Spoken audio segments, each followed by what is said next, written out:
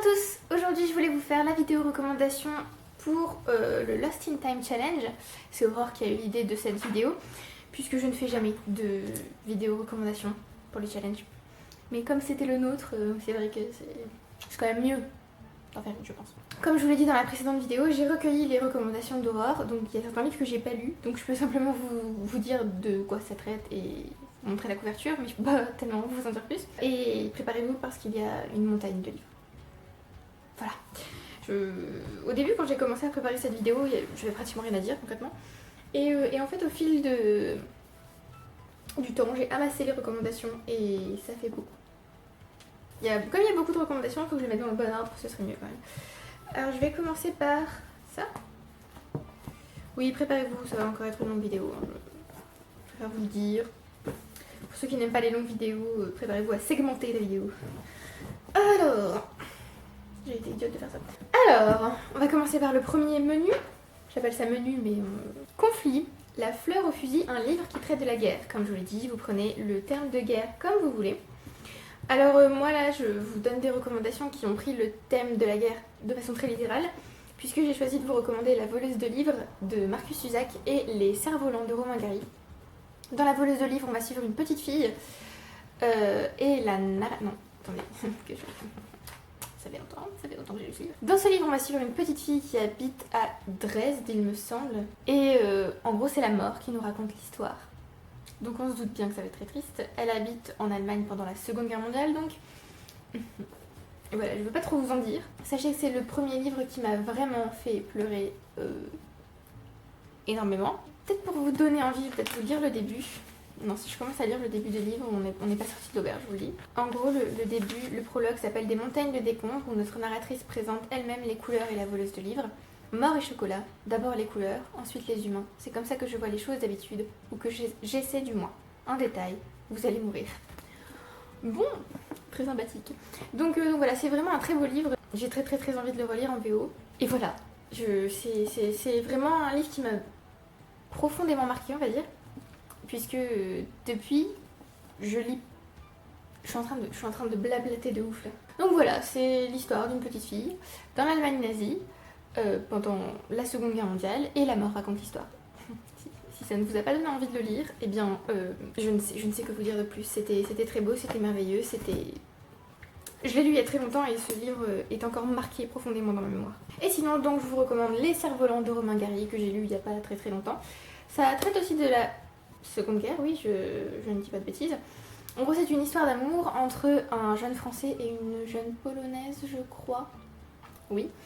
Et ils vont être séparés par la guerre. Voilà, je ne vais pas vous en dire plus. J'ai adoré l'écriture de Romain Gary, c'était merveilleux. Je m'attendais pas du tout à aimer ce livre.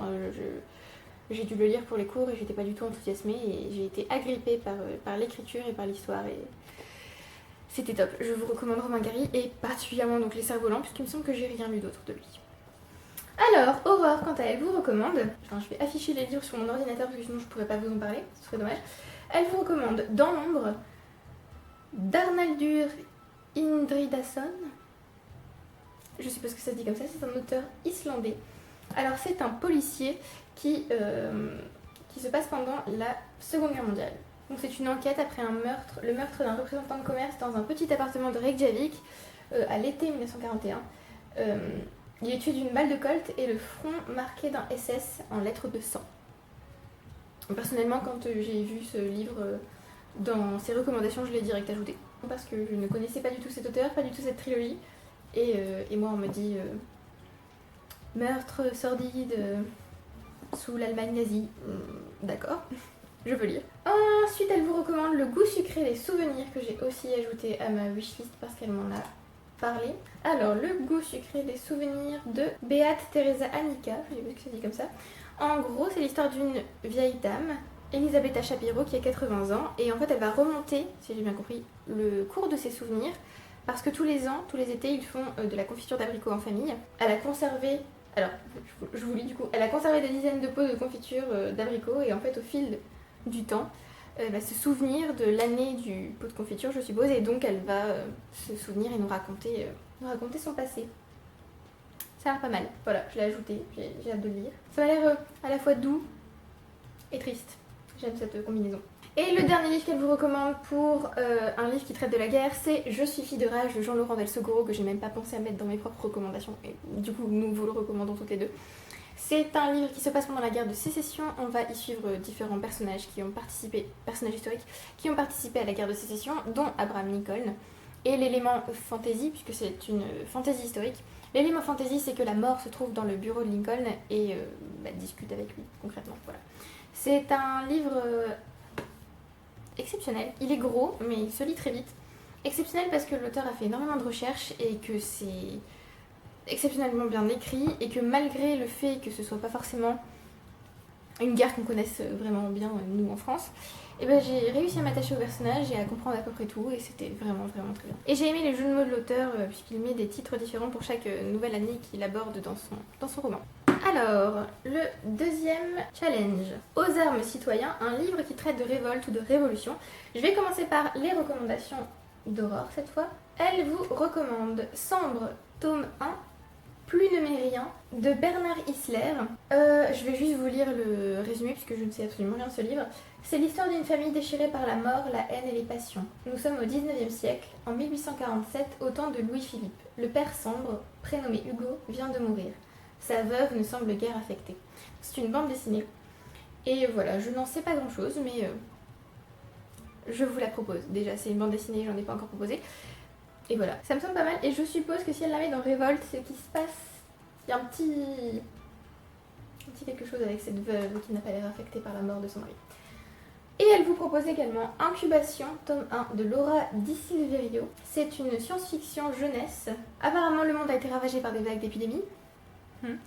Et il faut repeupler le pays. Donc les enfants sont retirés à leurs parents et ils sont élevés dans ce qu'on appelle des cubes. Donc je suppose que c'est de là que vient le titre Incubation. Et je suppose qu'on va suivre une jeune fille, alors elle s'appelle Everly, elle rêve de rencontrer ses parents biologiques. Alors elle s'enfuit avec sa meilleure amie qui a enfreint une des règles visiblement. Et donc elles s'enfuient, elles sont traquées par les responsables des cubes dans un monde post-apocalyptique. Et donc la question c'est de savoir est-ce qu'elle va découvrir l'identité de ses parents. Alors la couverture est spéciale mais elle donne envie quand même. Est-ce que je vais ajouter ce livre à ma wishlist ? Des chances. Donc voilà, et moi de mon côté je vous propose Antigone, donc Antigone de Jean Anouilh ou celui de Sophocle, puisque bon, clairement là on est du côté de la révolte d'une jeune fille qui veut absolument enterrer son frère alors que le roi lui interdit. Et je vous propose également Kissing the Witch d'Emma Donoghue, qui n'a pas été traduit malheureusement. Ce sont des contes réécrits. Je le mets dans Révolte parce que ces contes ont été réécrits, mais toutes les histoires d'amour sont homosexuelles, c'est-à-dire qu'il n'y a pas de prince charmant. Et j'ai adoré, et j'ai trouvé que c'était voilà, une petite révolution, on va dire, puisqu'on a des contes lesbiens. Ce qu'on n'a pas dans les vrais contes, on va dire, dans les contes d'origine. Donc voilà, j'ai vraiment beaucoup aimé. J'espère qu'un jour, ce livre sera traduit. Si seulement. On peut prier. Et le troisième challenge, mes chers compatriotes, donc un livre dans lequel la politique est importante. Alors je vais vous parler d'abord des miens. Alors là j'ai craqué, j'en ai mis plein. Je vous propose A Game of Thrones, le premier tome de Song of Ice and Fire, donc le Trône de Fer, l'intégrale 1 de George R. R. Martin. Évidemment la politique est hyper importante dans ce livre, puisque au jeu des trônes, on gagne ou on meurt, et voilà, clairement le jeu des trônes c'est un jeu de politique, de complot, d'intrigue, tout ça. Donc la politique est très importante ici. Je ne vois plus mon verre, j'ai peur que la pile de livres le fasse tomber. Je vous propose aussi Three Dark Crowns de Kendra Blake. Il me semble que ce livre n'a toujours pas été traduit. Je suis tristesse. Également important puisque le but ici, on est dans une fantasy, je dirais même dark fantasy, des triplés naissent de chaque reine et à un moment donné va avoir lieu l'année de l'ascension. Pendant cette année, les triplés doivent se battre à mort et donc celle qui remportera cette espèce de tournoi, on va dire, sera déclarée reine. Enfin, sera couronnée reine du coup, puisqu'on l'appelle la reine couronnée. Voilà. Donc c'est aussi une espèce de jeu politique, puisqu'elles doivent se rencontrer, tout ça pour la première fois depuis qu'elles sont enfants, parce qu'elles ont été séparées assez tôt dans leur vie. Donc voilà, je vous le recommande si vous pouvez le lire en anglais du coup, sinon je suis désolée. J'espère qu'un jour il sera traduit. et que ce jour arrivera rapidement. Je vous conseille également Winter is Coming, une brève histoire politique de la fantasy de William Blanc. Bon, il y a politique dans le titre, donc je considère que vous pouvez le mettre dans votre challenge. Là, bon voilà, ce sont des petits essais sur la fantasy. On en a sur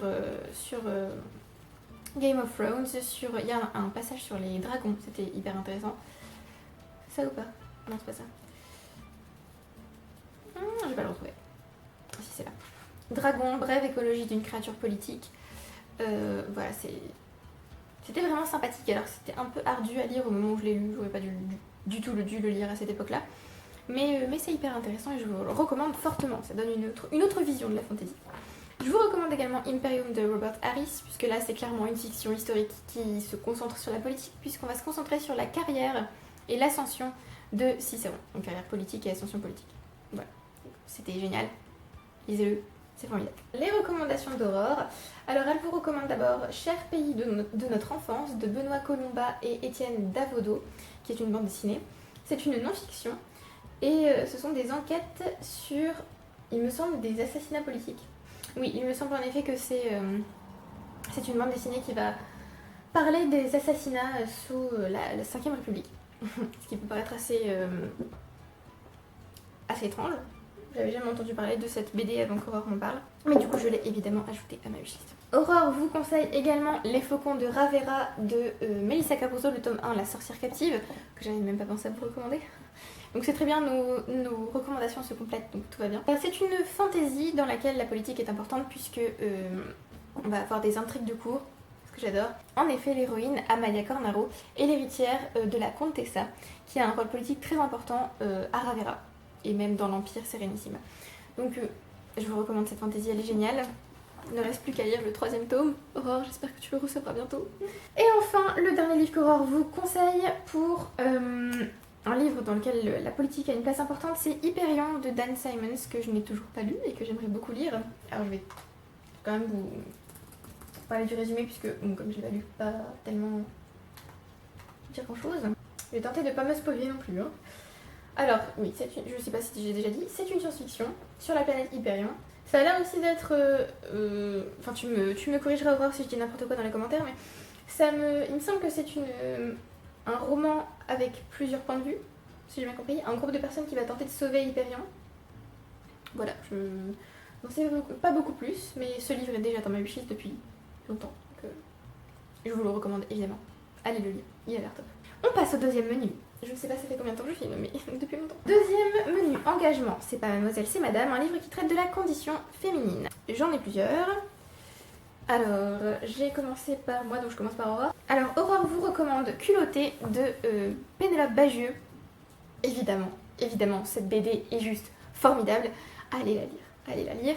Alors, elle traite de la condition féminine parce que souvent les femmes qui se trouvent dans cette BD sont clairement très mal vues par la société, les hommes, peu importe. Il en arrive des choses assez horribles, notamment certaines sont assassinées, d'autres sont mises de côté parce que ce sont des femmes et que bon, voilà, on préfère donner, par exemple quand ce sont des scientifiques, on préfère associer leur découverte à un nom masculin plutôt qu'à un nom féminin, tout ça. Donc ça traite parfaitement de la condition féminine. Elle vous recommande aussi Femme de dictateur de Diane Ducré qui se trouve dans ma palle. Donc je ne peux pas encore vous en parler parce que je ne l'ai pas lu. Mais on va traiter, comme le titre le dit, hein, de femmes qui ont été les épouses ou les compagnes de dictateurs. Je ne peux pas quoi vous dire de plus. Je pense que ce livre doit être passionnant, mais aussi étrangement difficile à lire peut-être. Je ne sais pas. Peut-être qu'il va atterrir dans ma palle. C'est tout à fait possible. Alors de mon côté, j'ai craqué et je vous ai recommandé plein de livres. Étonnant. Alors d'abord, je vous recommande Le deuxième sexe de Simone de Beauvoir en 2 tomes chez Folio Essai. Évidemment, c'est nécessaire de lire un jour dans sa vie Le deuxième sexe. Non, j'aime pas dire ce genre de choses, mais vraiment, je trouve que ces livres sont formidables. Je pense les relire parce que ça fait très longtemps que je les ai lus. Je crois que je les ai lus quand j'étais en prépa, ça fait donc 7 ans. Donc il faut que je les relise. Ce que vous dire de plus sinon que c'est un magnifique manifeste pour le féminisme, hein. Ça nous parle de biologie, de société, de comment on voit la femme dans la société, pourquoi on la voit comme ça dans l'histoire aussi. Enfin voilà, c'est juste complet et merveilleux et allez le lire. Voilà. Il n'y a pas grand chose d'autre à vous dire. Je vous conseille aussi How to be a Woman de Caitlin Moran. Comment peut-on encore être une femme en français? C'est un espèce de mélange entre mémoire et essai où Caitlin Moran va nous parler de tout un tas de sujets. Elle nous parle par exemple de l'avortement, ça je m'en souviens bien parce que ça m'avait assez interpellée on va dire. Elle nous parle de féminisme, d'avortement, elle nous parle aussi de mariage il me semble, enfin elle nous parle de tout un tas de choses. C'était passionnant et elle est très drôle donc n'hésitez pas. Je vous recommande aussi The Handmaid's Tale, La Servante écarlate de Margaret Atwood, parce que comment ne pas vous recommander ce livre quand on parle de conditions féminines? Comment? Donc pour ceux qui ne connaissent pas, c'est une dystopie. Donc dans ce livre, on va suivre Offred qui est une servante.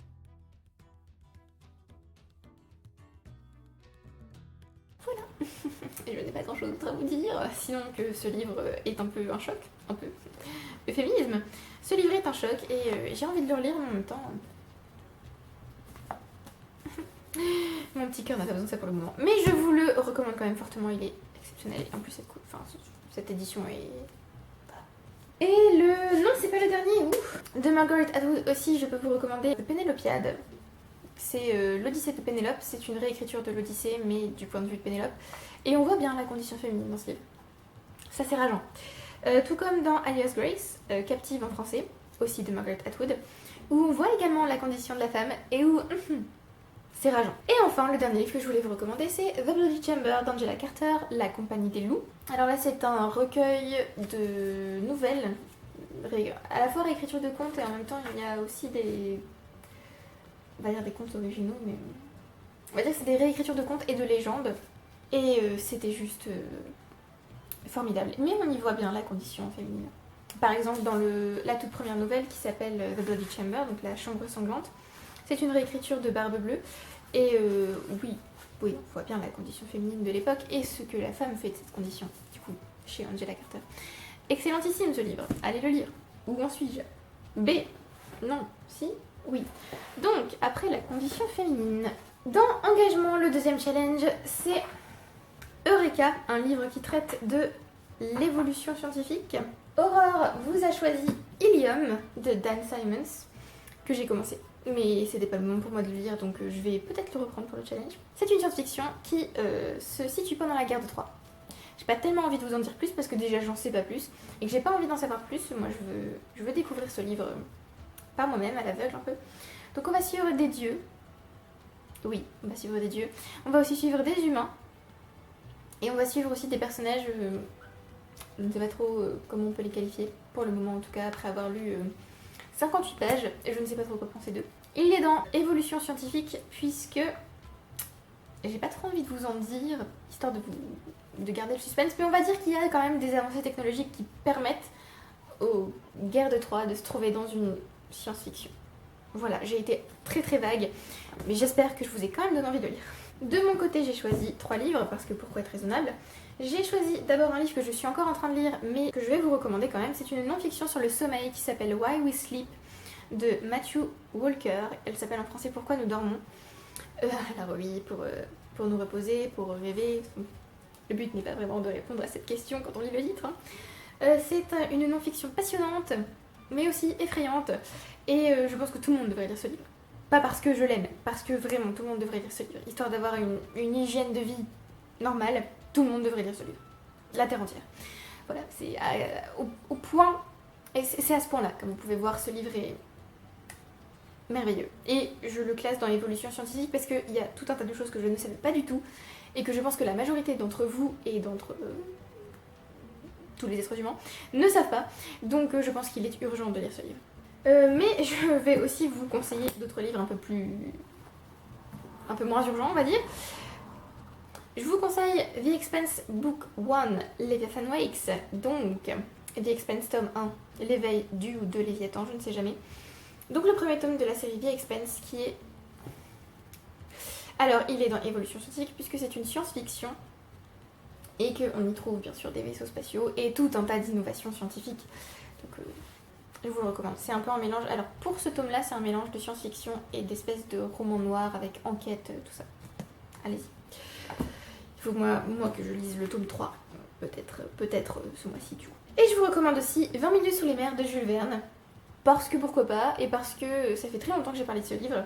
Bon, niveau évolution scientifique, on y est, puisqu'on va nous parler de tout un tas on va dire, de machines et d'inventions qui n'existaient pas à l'époque où Jules Verne était en train d'écrire son livre. Et j'ai vraiment beaucoup aimé ce roman, même si certains ont été abasourdis par les descriptions multiples et nombreuses qui se trouvent dans ce roman. Moi j'ai beaucoup aimé, j'ai passé un très bon moment.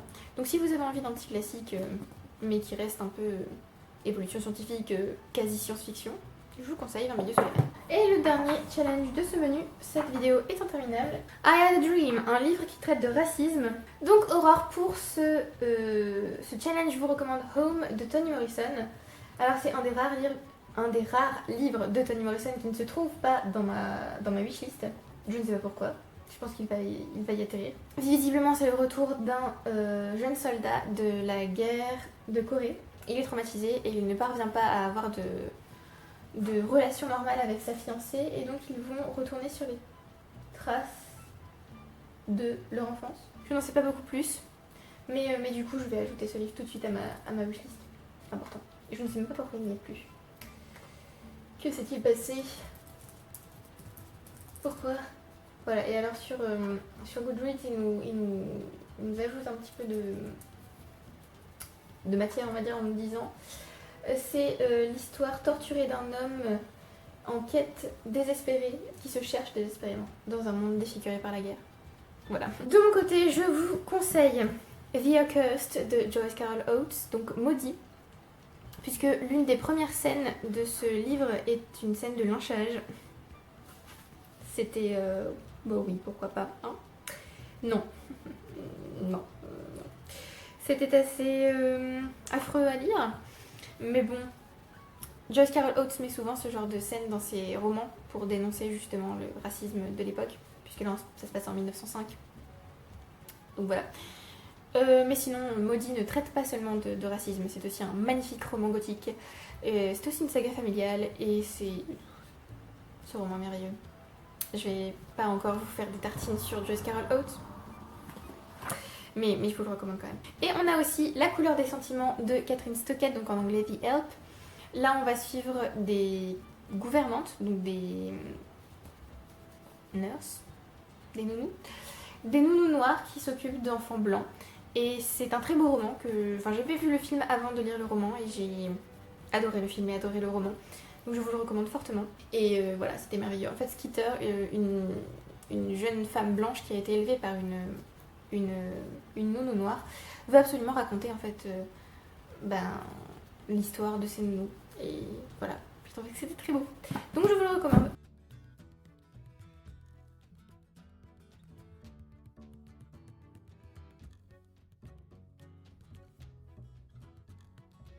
On passe au menu 3. Oui, on avance, merveilleux. Alors, je dois prendre une pile à chaque fois, hein, je vous le dis. Zeitgeist, je ne sais toujours pas le prononcer, je suis désolée, Aurore, pardon. Le premier challenge, c'est We Have Always Lived in the Castle, un livre dont l'intrigue contient un château. Alors, je vous recommande Deux sœurs pour un roi de Philippa Gregory. Ce livre. Alors déjà, pour le prompt, le château, bien sûr, c'est celui du roi Henri VIII, puisque ce roman raconte l'histoire des deux sœurs Boleyn, Mary et Anne, qui vont tenter de séduire Henri VIII. Donc bien sûr, ça se passe dans son château, clairement. Enfin, dans ses châteaux. C'est le roi d'Angleterre quand même. Et ce roman est merveilleux, il est formidable. Je me souviens l'avoir lu en prépa. Je marchais en fait de la gare à chez moi et en fait je lisais en marchant et c'était formidable. J'ai très très envie de relire ce livre du coup. Je le retourne très bien en VO. Génial ce livre, génial. C'était hyper prenant. Et c'est ce livre qui m'a donné envie de lire des romans avec des intrigues de cour, tout ça. Donc, lisez-le. Vous pouvez également lire des romans fantasy qui se passent autour de familles royales. Par exemple, Goth rentre bien dans cette catégorie. Il y a aussi d'autres romans fantasy où on a famille royale, un château, tout ça. Donc, vous pouvez faire avec ça. Et alors, en voyant les recommandations d'Aurore, je me suis dit, mais en fait, on peut tout à fait interpréter le terme château différemment. C'est-à-dire qu'on peut se dire château, bon, allez, manoir, très grande maison. Et donc, je me vois dans l'obligation de vous recommander The Haunting of Hill House, la maison hantée de Shirley Jackson. Parce que, éventuellement, on peut pas faire de Hill House un château, loin de là. Mais on peut en faire un très beau manoir gothique. Oui, donc je vous recommande La Maison Hantée de Shirley Jackson. Voilà. Est-ce que j'ai besoin de résumer ce livre? J'ai pas tellement envie de vous en dire puisque je suis entrée dans ce livre un peu à l'aveugle et c'était merveilleux. Non, je vais juste m'arrêter là. Voilà, c'est un très bon roman d'horreur, mais pas gore, juste terriblement angoissant. Et donc c'est Aurore qui m'a fait réfléchir au sens de château, puisqu'elle vous recommande Vers de Lierre de Louise Lebarre. Alors le château ici c'est une vieille maison, la vieille maison de la grand-mère du narrateur, qui s'appelle Olivier, oui, et qui est écrivain. Il n'a plus l'inspiration et donc à la mort de sa grand-mère, il décide d'aller remettre de l'ordre dans ses affaires et en même temps de chercher une idée pour son futur roman. C'est un merveilleux roman fantastique, je vous le recommande fortement.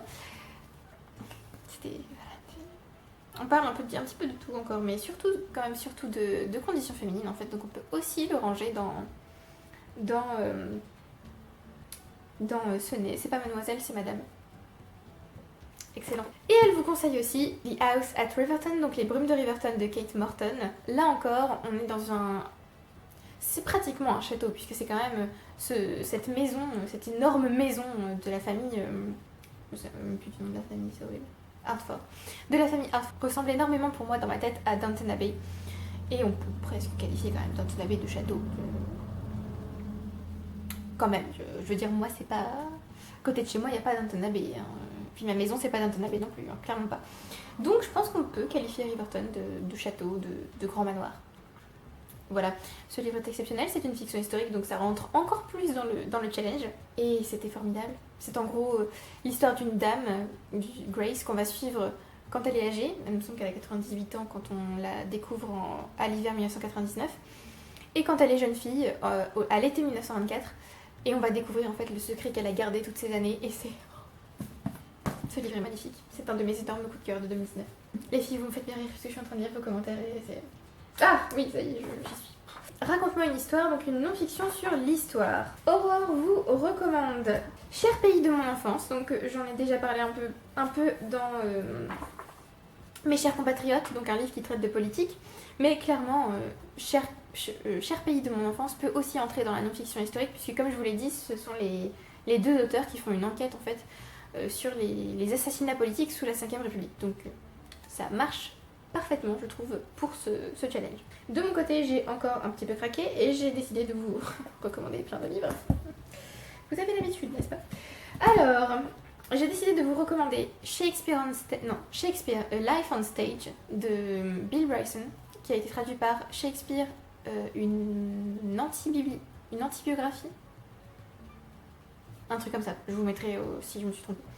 C'est en gros une biographie de Shakespeare, donc on ne sait pas grand chose de Shakespeare.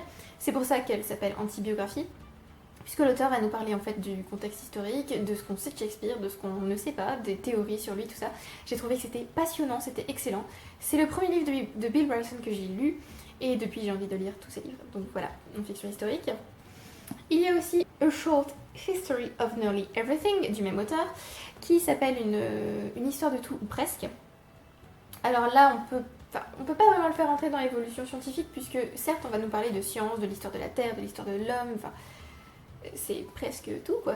C'était exceptionnel, c'est très dense, on apprend énormément de choses, mais c'était formidable. Ça fait tellement longtemps que je vous ai parlé de ce livre que j'avais envie de vous le recommander. Il entre facilement dans ce challenge, c'était juste top. Pour vous donner une idée, si je vous retrouve la table des matières, je vais pas vous retrouver la table des matières. Est-ce que je peux le faire? Pas sûr, voilà. Donc on a l'histoire de l'univers, donc qui commence par Perdu dans le cosmos. On a ensuite la taille de la Terre.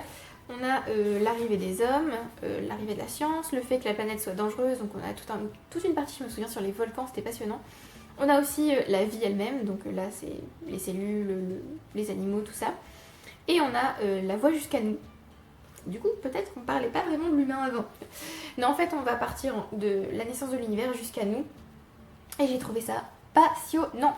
Et en parlant de l'histoire de l'humanité, je vous recommande également Sapiens, A Brief History of Humankind de Yuval Noah Harari, qui a été traduit par Sapiens, une brève histoire de l'humanité.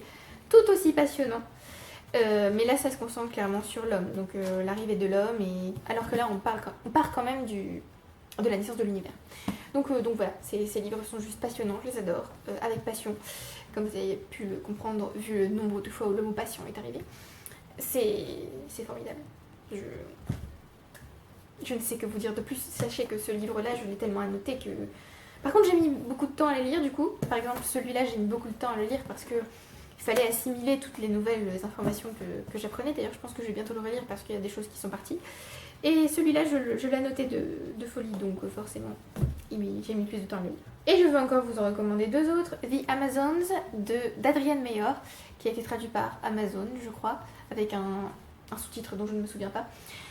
C'est une non-fiction sur les vraies Amazones, entre guillemets, c'est-à-dire les femmes guerrières pendant l'Antiquité et toutes les fouilles archéologiques qui ont été faites pour découvrir l'histoire de ces femmes, et c'était passionnant, c'était génial. Voilà. Donc là, ça peut aussi, en quelque sorte, parler de la condition féminine.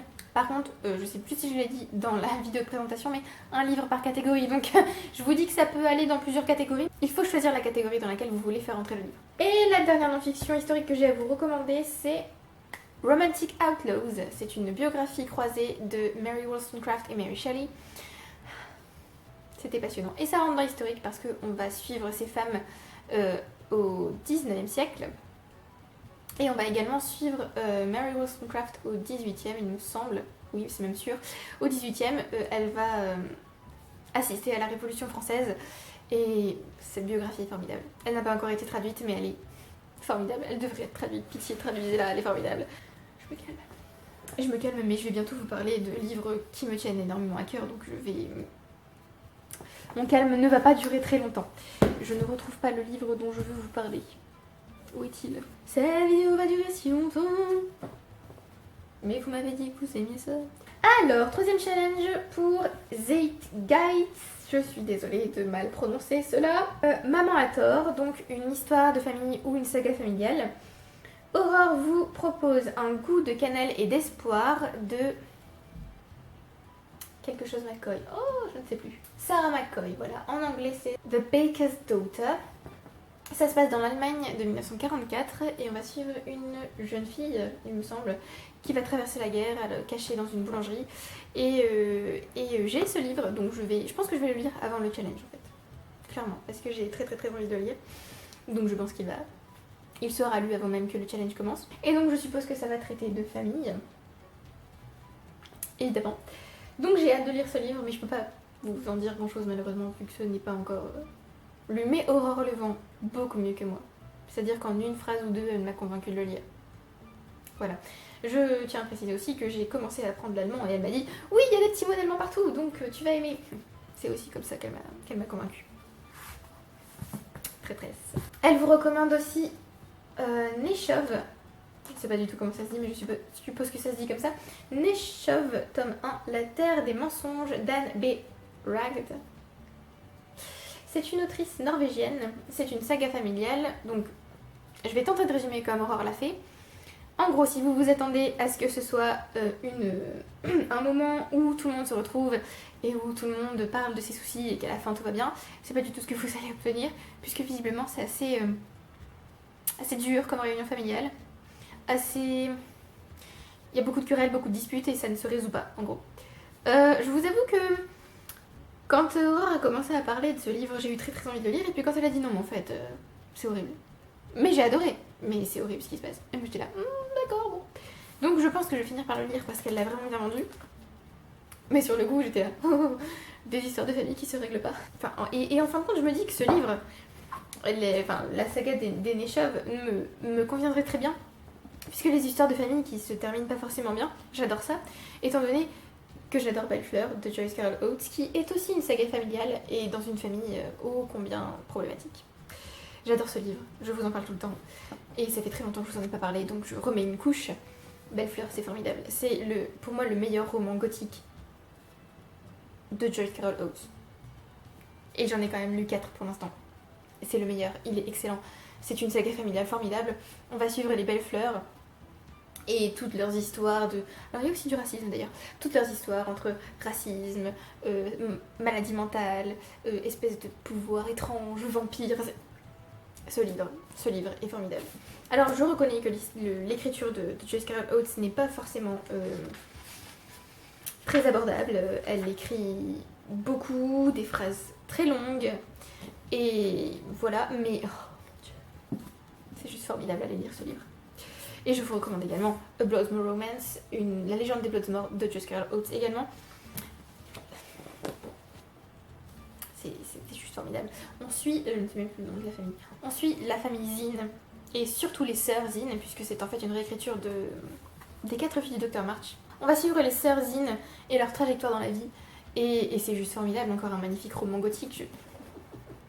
Allez lire Joyce Carol Oates si ce n'est pas encore fait. D'accord. Et je vous recommande également pour les sagas familiales maudites, mais je vous en ai déjà parlé. Et enfin, la dernière histoire familiale que je vais vous recommander. C'est encore un pavé, parce que je sais pas pourquoi là, dans les sagas familiales, il n'y a que des pavés.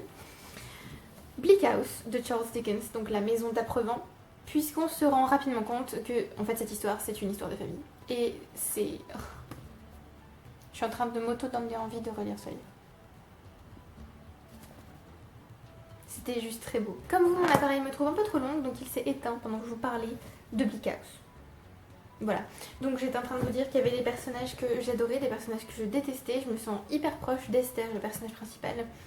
Et c'est mon roman préféré de Dickens et j'ai pas réussi à lire d'autres livres de lui depuis. J'ai juste lu Un chant de Noël, A Christmas Carol, et j'ai bien aimé, mais pas autant que ce à quoi je m'attendais, parce que je pense que Bleak House a anéanti toutes les chances des autres romans de Charles Dickens de me plaire autant que lui. Donc voilà. Je pense que je suis devenue instantanément trop petite. Non, ça va. Donc on est sur des bons pavés en matière de saga familiale, hein, comme vous pouvez le constater. Mais bon, on aime les pavés, c'est bien les pavés. Faut pas avoir peur des pavés, c'est excellent les pavés. Oui, on est passé au 4e menu, c'est merveilleux. Enfin, menu, entre guillemets. Si j'arrive à... Ah, je vais y arriver. Nouveau monde d'invitation au voyage. Donc là, il faut lire un roman ou un livre dont l'intrigue se situe dans un pays qui ne se trouve pas en Europe. Oui. Donc un livre dont l'intrigue ne se passe pas en Europe. Aurore vous a choisi Ligne de faille de Nancy Huston, je crois. Donc ça se passe aux États-Unis, il me semble. Je n'ai pas encore lu ce livre, donc je ne peux pas tellement vous en parler. Mais elle l'a mis dans ma palle annuelle. Donc peut-être que je vais le lire pour ce challenge, peut-être. Ça fait très longtemps qu'il est dans ma palle, en tout cas. Et je me souviens pas du tout de quoi parle ce livre, je vous avoue. Je vais regarder tout de suite sur Livre Addict, mon ami. Apparemment, c'est une histoire aussi de famille, si j'ai bien compris. Ça se passe pas seulement à New York, mais ça se passe aussi à San Francisco, à Munich, à Haïfa et à Toronto. On va suivre 4 personnages différents. Voilà. Rien que lire en diagonale, ce résumé m'a donné envie de lire ce livre. Voilà, je suis vraiment nulle pour vous recommander des livres que je n'ai pas lus, je suis désolée. C'est pour ça que je vous recommande jamais des livres que j'ai pas lus, parce que que vous dire, ce livre a l'air cool. je peux pas vous en dire plus. C'est pour ça que j'aurais rêvé de tourner cette vidéo avec Aurore, parce qu'elle aurait pu vous vendre ces livres beaucoup mieux que moi. Mais je le lirai, je vous le recommanderai encore mieux que là maintenant. Elle vous recommande également Le Musée des Merveilles de Brian Selznick. Je suppose que ça se dit comme ça. Alors là, on va avoir une histoire en 2 temps. On va suivre un jeune garçon sourd de naissance au lac Gunflint dans le Minnesota en juin 1977 et une jeune fille Rose qui est sourde muette et qui se trouve à Hoboken, New Jersey en octobre 1927. Déjà 2 intrigues parallèles, ça me parle bien et je ne sais pas grand chose de ce livre, donc je ne peux pas tellement vous dire grand chose malheureusement. Mais la couverture anglaise en tout cas est très belle, je trouve. Et elle vous conseille également Le Goût du Bonheur, alors ça par contre je connais. Enfin je connais déjà, je veux dire. Le Goût du Bonheur, le tome 1, Gabrielle de Marie Laberge. Il me semble que Salomé les a lus, Salomé de la chaîne Kiss the Librarian, et qu'elle avait adoré. C'est en gros, si j'ai bien compris, une saga familiale, mais au Canada. Et par contre je sais pas ça se passe en quelle année. Dans les années 30, voilà. Oh, ça ressemble un peu à Downton quand même. Oh, ça m'a donné... voir les années 30... dans une famille un peu aristocratique, ça m'a donné immédiatement envie de lire ce livre. Voilà. Et donc ça se passe pas en Europe puisque ça se passe à Québec. À Québec ou au Québec d'ailleurs? Non, ça se passe dans leur résidence estivale de l'île d'Orléans, loin de Québec. Donc pas en Europe. À mon tour de vous donner mes petites recommandations. Alors je vous recommande Little Women de Louisa May Alcott, donc les 4 filles du docteur March. Là ce sont les 2 premiers tomes, donc Little Women et Good Wives. Du coup j'avais retrouvé le titre, parce que la dernière fois je vous avais dit Good Women ou je sais pas quoi, mais non, c'était Good Wives. Ça se passe aux États-Unis pendant, il me semble que c'est la guerre de sécession, mais j'ai un gros doute. C'est pendant une guerre et le père fait cette guerre, il est médecin dans l'armée. Et voilà, ça se passe aux États-Unis, c'est un doudou ce livre, même s'il se passe des choses un peu dures des fois. Je vous conseille également Geisha d'Arthur Golden, que j'ai lu il y a 107 ans. Je l'ai lu pendant l'ENS d'ailleurs il me semble. J'ai adoré ce livre, c'était merveilleux, c'était juste merveilleux. On va suivre Sayuri qui est vendue à une maison de plaisir à 9 ans. Et là de suite, ça sonne pas du tout merveilleux. Ça se passe au Japon. Et j'ai un excellent souvenir de ce livre. D'ailleurs, du coup, ça m'a donné envie de le relire. Voilà, on va découvrir sa vie, son ascension dans la maison de Geisha où elle travaille, ses histoires d'amour, tout ça. Donc, c'est histoires d'amour. En quelque sorte, c'est très beau. C'est très beau et c'est très dur et j'aime ce livre. Un autre livre qui se passe au Japon, Library Wars. Alors là c'est le tome 4 puisque ma bibliothèque n'avait pas le tome 4 et je ne pouvais pas m'arrêter au tome 3. Donc c'est le tome final, le tome 4. Ça se passe dans les années 2018 je crois, quelque chose comme ça. Et donc ça se passe aussi au Japon, donc pas en Europe. Les bibliothécaires sont armés pour défendre les livres, en gros. Et il y a tout un tas de choses qui menacent les livres, les gens qui ne veulent pas que les gens lisent... des terroristes qui ne veulent pas que les gens lisent certains livres et donc qui brûlent des bibliothèques, des gens qui entrent armés dans des bibliothèques pour tuer des lecteurs ou détruire des livres, la censure aussi pour certains auteurs. Enfin voilà, c'est une très très bonne série. L'écriture est un petit peu pas vraiment comment dire, c'est écrit un peu de manière un peu étrange des fois, mais c'est une très bonne série que je vous recommande et qui donc ne se situe pas en Europe. Et enfin, le dernier livre que je voudrais vous recommander pour une intrigue qui ne se trouve, pour une intrigue qui ne se passe pas en Europe, c'est On Fire, qui a été traduit en français par Embrasement de Camilla Shamsi. Alors là, on est à la fois aux États-Unis et il me semble qu'on est en partie en Syrie aussi. Et on est aussi en partie en Angleterre. Mais voilà, on est aussi aux États-Unis et en Syrie, donc ça passe. Ce livre, c'est une réécriture d'Antigone et oh, comme c'est excellent comme réécriture. On va suivre les différents personnages les plus importants, on va dire, d'Antigone. Et c'était très beau et j'ai pas envie de trop vous en dire. C'était à la fois très beau et tragique et horrible à lire, mais c'est un livre vraiment bouleversant, je trouve. Parce que du coup, la réécriture d'Antigone se fait de nos jours et donc l'autrice va faire d'un personnage un jeune homme qui a été embrigadé par Daesh. Et du coup, on va se retrouver en Syrie. Et waouh, ce livre était exceptionnel. D'ailleurs, il faut que je m'achète un exemplaire parce que j'ai envie de le lire aussi. Est-ce que cette vidéo recommandation me donne envie de relire tous les livres que je suis en train de vous conseiller? Oui, bien sûr. L'herbe est toujours plus verte, un livre dont l'intrigue se déroule dans un pays où l'on n'est jamais allé. Bon bah là du coup c'est vous qui décidez, hein. Si par exemple vous n'êtes jamais allé au Japon, vous pouvez prendre un livre dont l'intrigue se situe au Japon ou aux États-Unis ou en Angleterre ou peu importe où vous voulez. Vous pouvez aussi tricher et décider de prendre un livre qui se situe dans un pays imaginaire.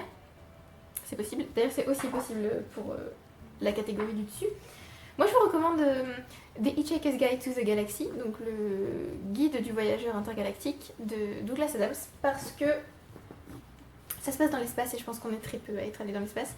Et ce livre est génial. En tout cas, les 2 premiers tomes sont géniaux. Le 3e, j'en parlerai dans ma vidéo bilan de mars, mais les 2 premiers sont excellents. Donc voilà, qu'est-ce que je peux vous dire de plus? On suit un terrien à qui va arriver des choses formidables. Et c'est à la fois drôle, c'est à la fois une critique de la société, c'est juste excellent. Voilà. On arrive à la dernière catégorie de Nouveau Monde. Élémentaire, mon cher Watson, il faut lire un livre avec un mystère. Aurore vous recommande L'héritage des Davenhall. Donc, je ne connais pas ce livre, enfin si depuis je l'ai ajouté à ma wishlist parce que mon dieu, ce résumé donnait trop envie. Alors en anglais c'est Painting the Darkness de Robert Goddard. Goddard, je ne sais pas. En gros, c'est un homme qui va se présenter aux portes de sa maison familiale, si j'ai bien compris. C'est un jeune homme qui va se présenter aux portes de son ancienne fiancée. Il va prétendre qu'il est son fiancé disparu. Alors elle va le croire, mais pas la famille. Et rien que ça, je me suis dit, oh, mais j'ai trop envie de savoir est-ce que c'est vraiment lui ou pas. Donc voilà, j'ai tout de suite été très hypée. Donc j'ai très envie de lire ce livre du coup maintenant. Et donc c'est une fiction historique, donc parfait, ça rentre très bien. Et elle vous recommande également Le Grimoire de l'Ange d'Alfredo Colito.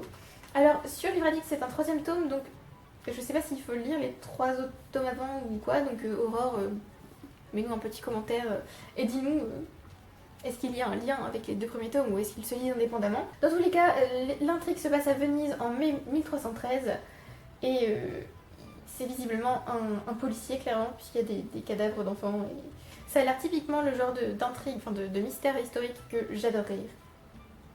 Ça a l'air top. Ça a l'air top. De mon côté, je voulais vous conseiller un livre d'Agatha Christie, peu importe lequel. Vous pouvez lire Du Petit Nègre, vous pouvez lire Le Crime de l'Orient Express, n'importe quelle Agatha Christie fera l'affaire, je pense, puisque Agatha Christie c'est la perfection. Vous pouvez aussi lire un livre d'Arthur Conan Doyle. Je suis en train de lire... Enfin, en train de lire, non, c'est fou. J'ai mis en pause The Adventures of Sherlock Holmes, donc le 3e tome des aventures de Sherlock Holmes. Et je l'ai mis en pause parce que j'ai lu les 2 premières nouvelles, elles sont top, mais j'avais envie d'autre chose. Donc vous pouvez aussi lire les aventures de Sherlock Holmes. Et j'ai récemment lu The Seven Deaths of Evelyn Hardcastle, donc les 7 morts d'Evelyn Hardcastle de Stuart Turton. Et ce livre était vraiment top, avec un mystère impossible à découvrir, exactement comme avec Agatha Christie. D'ailleurs l'auteur s'est inspiré d'elle. Donc voilà, je vous recommande ce livre, il est vraiment trop bien. Je vous en parlerai plus longuement dans ma vidéo bilan de mars. Non, d'avril du coup, parce que je l'ai vu en avril.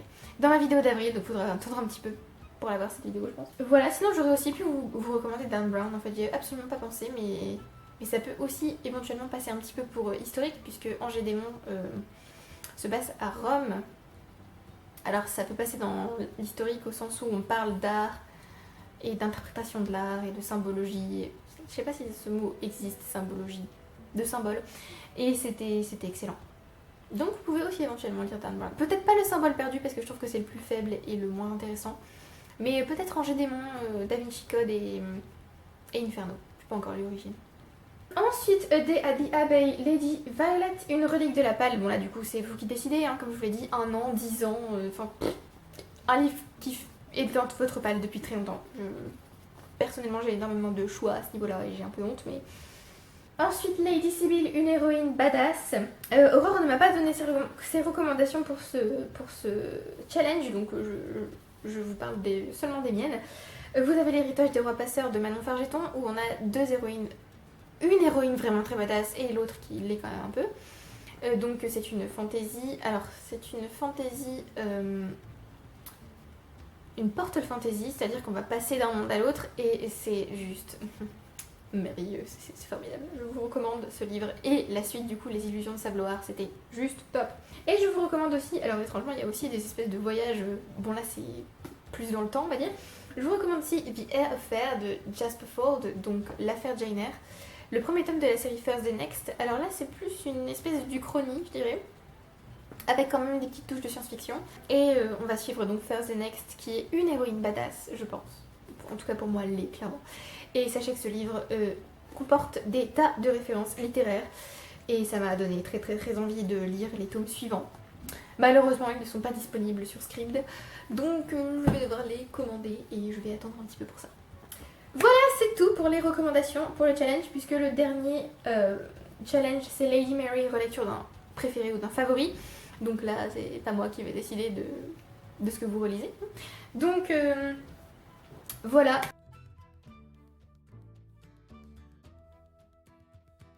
C'est tout pour cette vidéo, j'espère que vous avez apprécié. N'hésitez pas à me dire si vous aussi vous avez des recommandations, n'hésitez pas à les donner aux autres, à moi. Enfin, ça peut toujours donner des idées pour les pales qui vont arriver.